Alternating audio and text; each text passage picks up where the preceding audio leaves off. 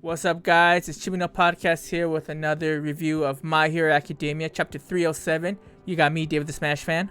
Japodion. Hey, what's up, guys? Mister.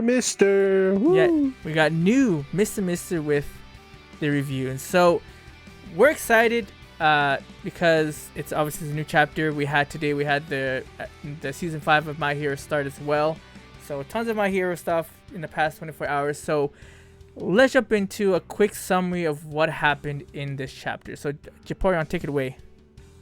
Yeah, the beginning starts with something kind of crumbling around the area.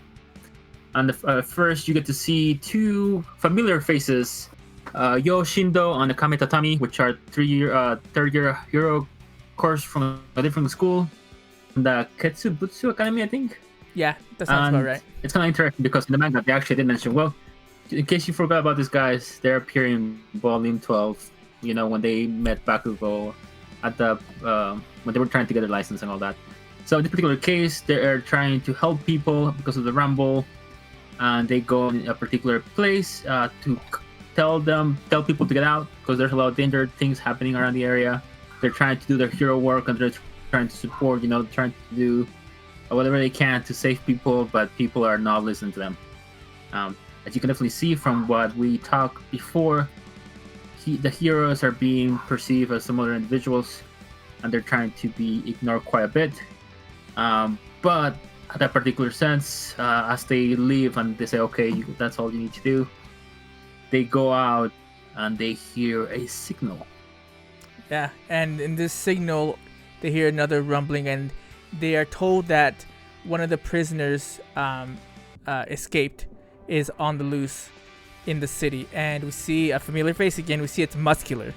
So Muscular is here now, and he is gigantic. He's the last one you want to. He's the last person you want to meet because he's a certified, bona fide criminal murderer. He likes destroying things. Yeah, and he's out here and he's just destroying this building where all the people are at. And so we have Shindo trying to fight him off. As you remember, his quirk is like he makes the earth rumble, and he can not just make the earth rumble. Whatever he touches, he can make it a rumble. And so he gets like engulfed in Endeavor's muscle fibers, and he tries to use his quirk on it and to like rip it apart. And Muscular is just like, okay, whatever. I'm gonna just put more fiber into my body, and he looks huge. Like, he looks like a freaking giant. It's crazy. And he looks like what's it called? What's the thing from Naruto? The sword, Samehada. Yeah, I guess it is kind of like that. And he's gonna die. Like, Shindo is gonna die, and Muscular. We know that he is not afraid to do that. And then at the last second, in any shonen or any comic book, someone appears to save him. And who is that hero?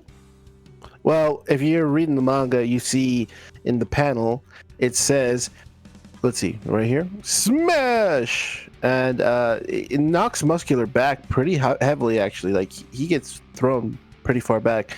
It doesn't hurt him, per se, but he does throw him back pretty far. And you even hear, Muscular's like, what happened, He's figured who came here, and you see the words Muscular, and it says, no wonder my danger sense was going haywire. And here you have it in his vigilante look, Deku saving what's the guy's name again? Shindo, looking like a little bit. I'm just kidding, but yeah, Shindo looks like he got beat up pretty bad, and Deku looks so menacing with his hood on. Like, it's kind of funny because a lot of people on Twitter were saying like, oh, doesn't look menacing with his costume because it resembles All Might, but with how it looks now with ragged and destroyed, it's pretty insane looking. And when Deku says that, I keep Muscular, he says that voice could it be, and that's where the chapter ends. There, it's hyping you up for what's going to happen.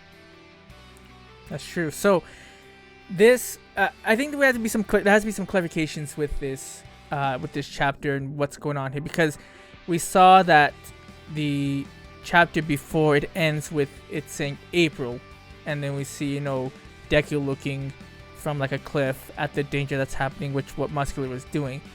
So first of all, let's say this is not the time skip, okay? Because first of all, it says that they're third years, right?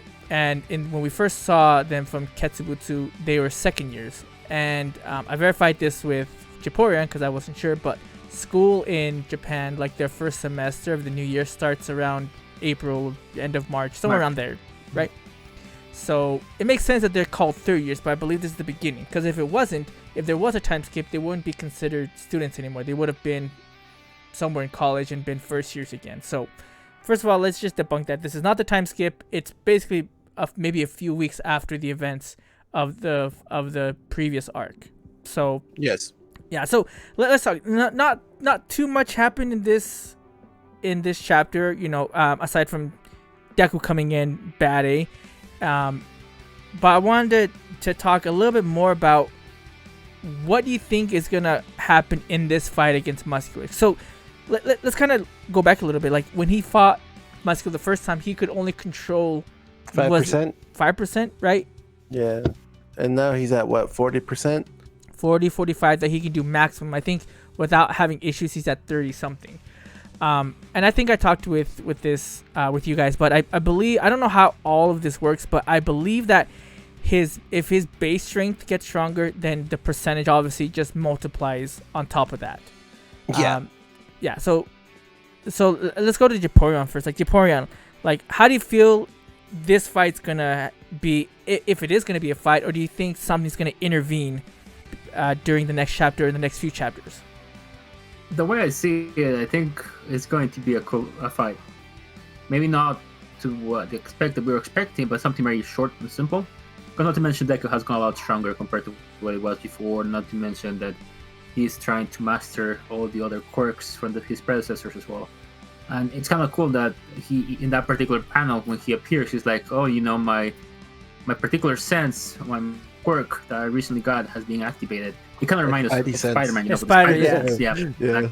That's what I thought right away. So I feel like he's trying to be more aware of additional quirks. So I think in this fight, we get to see him a little bit show how much he has grown. I don't know, like I really wanted to be a time skip, but maybe there was maybe a week time skip, maybe not. But it does seem like Deku is here to show what he has at the moment and what he's willing to prove in order to become the hero that he needs to be. So that's very exciting. Okay. What about you, Mister? I kind of agree to the same vein as Paul. I think this fight's going to be quick. I think with how much increased Deku has gotten with just initial strength and the control of One for All, and on top of learning all these new quirks, we haven't seen because he's had a small time skip, and since he's able to just focus on those quirks for, let's say, 2 weeks, 3 weeks since the last chapter, I'm pretty sure he has just a foot in the door on how to control little bits like floating. Like I could see him take advantage of floating, so he could jump in the air high and just kind of float there, and then use danger sense to move and everything. Whatever the other ones can do as well. He can whip through the air. He's literally like Spider-Man. He can whip through the air with the shadow, float, and he has his danger sense, and then he has super strength. So I feel like this is going to show how much strength he has improved with the next chapter with 308. And I believe he's going to either it's going to be 2 pages or 1 panel is he just one shots him and just done. He's done with Muscular. He's gonna one-shot Muscular. That's what you're suggesting. Yeah. So they can do it this way. He's gonna move around, avoid getting hit by Muscular, but then when he does his initial hit, it's gonna be one shot. I'm pretty sure they're gonna give you half the page of him moving around talking to Muscular, and then the minute he hits him, it's one and done. Yeah, not to mention he had a lot of experience fighting with Muscular, so he knows how to fight. He knows his abilities, so he has. And not to mention, Deku's very tactical as well. Yes. So I think he'll use that into his fight next time. What I do want to see from this fight is I want to see Deku switch between quirks like easily, because like we when he fought Shigaraki, like we did see it, like he was using his whip, he was using the levitate, he was using all that, but I want to see like him just switch off and on, like whip and then levitate, then shoot or smash, or I don't know. I want to see crazy stuff, to show maybe at this point, like again, he knocked out Muscular because he went, quote unquote 1,000,000%, which we know is like is him hyping himself up, and it probably was like 115%, which ripped up. Sorry, go. No, you're fine, and ripped up all of his his skin and all that. But I'm hoping like he'll be more, like you said, be more tactical. He'll be able to show that he's a lot smarter, because Muscular is very just one-dimensional. He's like, I'm brute strength and I can defeat you, and Deku knows that it brute strength wise. At this moment, I think he's still way stronger than Deku, but Deku is gonna be like, you know what? But I have all this other arsenal on my hand, and you're not gonna be able to touch me now because I can swing from building to building like Spider-Man. I have my Spidey sense if you're gonna come near me, and then at one point basically you can levitate or basically fly. Like now we're gonna see the Deku OP fight, him fight being as an OP character, or I guess a way stronger character than what he was before when he first fought Muscular. So that's what I'm hoping to see. Yeah, same. Do you feel like there might be I think with this series there might be an intervention. Something happens where Deku has to flee. Do you think that's a possibility in this one? Yeah, if he sees his classmates, he could leave, because maybe they're trying to retrieve him too. Like he's full grown vigilante. Yeah. The one thing I was thinking too is, my question is, will he have to go full shadow to pull out the black whips, or can he just kind of like Spider-Man swing it from his hands, pull them out, or does he have to be in that cowl form for the smoke? I don't know at this point, because usually, like when he first discovered his previous quirks, it took him some time to like learn it, right? And we haven't seen that as much on the newer quirks that he was able to get. I mean, he might. There's a possibility, but I wouldn't be surprised if he's still trying to figure out certain quirks, but he will show what he knows already and what he can use to fight. You know what would be interesting is, since he can, I feel like maybe he can communicate to the former users at will now. Do you feel like that's a quote-unquote time skip they could do, where he does image training, mental image training, so he learns how to perfect those quirks, and time is slower in his mind, so he could, kind of like those kind of ass pulls they can do with mangas and shows, and that's how he's able to pull it off in like 3 weeks. Like, oh, in 3 weeks time, this is like 2 years for you to train in your mind. Because like in Naruto, they did that kind of thing with his multiple clones. Dragon Ball Z was the hyperbolic time chamber, like those kind of things. Fairy Tail, they had to put in that whatever that magical thing inside of him to get a power boost. Those kind of things. That could be a possibility, because like I was telling David last time, we didn't get to know what happened when he with other users. Yeah, exactly. So there's a possibility that he could be keep training his mind, and he's more active and he knows what to do. But yeah, I think that's something that I kind of overlooked too. He has people to guide him. If he says to communicate with all the other users, he probably knows how to be better at them. Well, having the individual users train them how to use. Yeah, it's gonna be interesting to see how big of a part that they play in his training, because like you said, we originally was gonna be All Might who was gonna do all the training for him, and now it's like all the users kind of look like they're the ones that are gonna take over the role now, because he's no longer in the school. So it's gonna be interesting if this is the road that they stay on. Like, it might be at one point that, and I think this actually would be cool. So this is my prediction. So we'll go to predictions now. Is that at one point, I don't know when, but everyone's gonna have to fight Deku. Like, Deku's gonna be treated as a vigilante, which obviously is a big no-no. You have to work within the laws and regulations that they have put in society, and Deku's going against them, and Deku's gonna have to fight them. And I think that's gonna be cool. I think if he has to fight his classmates, and he has to fight Bakugo, and this is a no-holds-barred thing. This isn't like, I mean, yeah, we got that fight back in season 3, but this is gonna be a fight where Bakugo is actually like on the side of the rules and stuff, and he's gonna not hold anything back and not even care about destruction, even though he should, to fight Deku and to bring him back. Yeah, no, that's an interesting point. But the only thing that I see a little bit of a conflict, Bakugo knows what's going on. Bakugo knows why Deku had to run away, at least at this particular point. I'm assuming, because he knows everything. He knows from the beginning, from the end. He could also be feeling what Deku is feeling, and said, that maybe he was a smart move not to target anybody else. But I can see Bakugo, regardless, being angry and still trying to pick a fight with Deku. Well, yeah, because he left him. Yeah, because Deku left Bakugo, and Bakugo was like, remember, he got out of the hospital bed and he was still beat up. He's like, I don't want my friend to die. He's like, what's going on? He's been in a coma this whole time. And like, you leave me? It's like, Bakugo's going to be pissed. So these are going to be aggressive fists.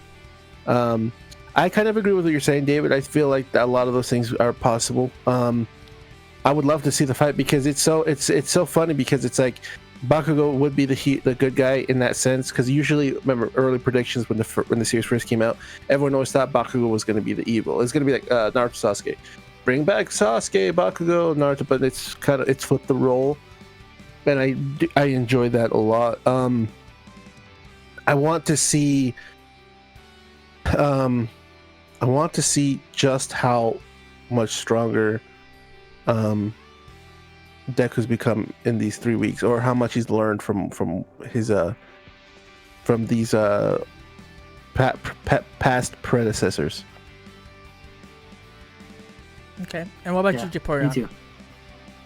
No, I agree with that. I think there's going to be a point in which, after this small fight, I would like to see a flashback.